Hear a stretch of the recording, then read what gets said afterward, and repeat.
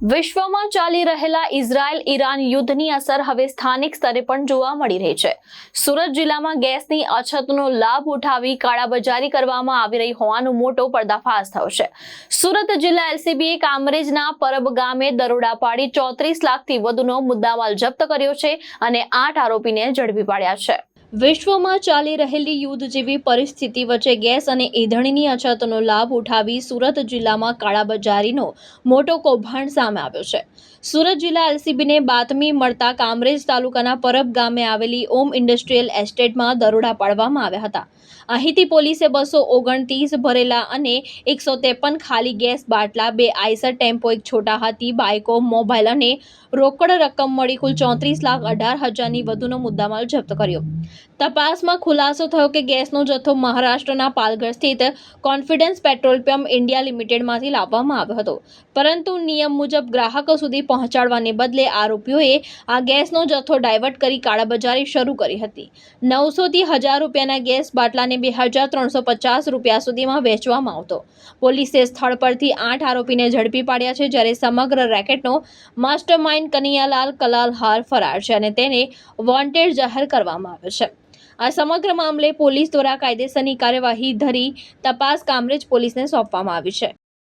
સુરત ગ્રામ્ય જિલ્લામાં રાંધણ ગેસના બાટલાઓનો ગેરકાયદેસર રીતે કાળાબજારી કરતા સંગ્રહખોરો અને વેચાણ કરતા ઈસમોને પકડવા માટે સુરત ગ્રામ્ય એલસીબીની ટીમ પેટ્રોલિંગમાં હતી। તે દરમિયાન તેમને બાતમી મળેલ કે કામરેજના પરબ હોમ ઇન્ડસ્ટ્રીયલ વિસ્તારમાં દેવા મારવાડી નામનો વ્યક્તિ રોડ ઉપર વાહનો પોતાના આઈસર ટેમ્પોમાંથી બીજા વાહનોમાં રાંધણ ગેસના બાટલા અનલોડિંગ કરી રહેલ છે। જે બાતમીના આધારે એલસીબીની ટીમ સદર જગ્યાએ પહોંચતા 8 આરોપીઓ તેમજ એક વોન્ટેડ આરોપી અને 229 બાટલા ભરેલા અને 153 ખાલી બાટલા મળી આવેલ, જે ગેરકાયદેસર રીતે સંગ્રહખોરી કરી અને વેચાણ કરતા હતા, જે બાબતેની કામરેજ પોલીસ સ્ટેશનમાં વિગતવારની ફરિયાદ આપેલ છે, જેની તપાસ હાલ ચાલુ છે।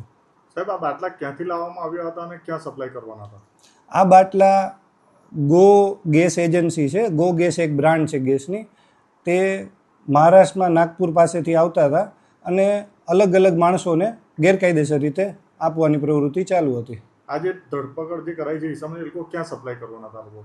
એ લોકો એને ગ્રામ્ય વિસ્તારમાં તેમજ સિટીના અલગ અલગ વિસ્તારોમાં કરવાના હતા, જે બાબતેની હાલ વિગતવારની તપાસ ચાલુ છે। કેટલો મુદ્દામાલ કબજે કરાયો? બધો થઈને 34 લાખ રૂપિયાનો મુદ્દામાલ કબજે કરાયેલ છે। તેમાં 229 ભરેલા બાટલા છે અને 153 ખાલી બાટલા છે। આ લોકો કેટલા સમયથી આ કરતા હતા ધંધો? એ બાબતેની તપાસ ચાલુ છે। આ હમણાં આવેલી આ પેલી ગાડી છે। ભાવેશ ઉપાધ્યાય, દ્રષ્ટિકોણ ન્યૂઝ, સુરત।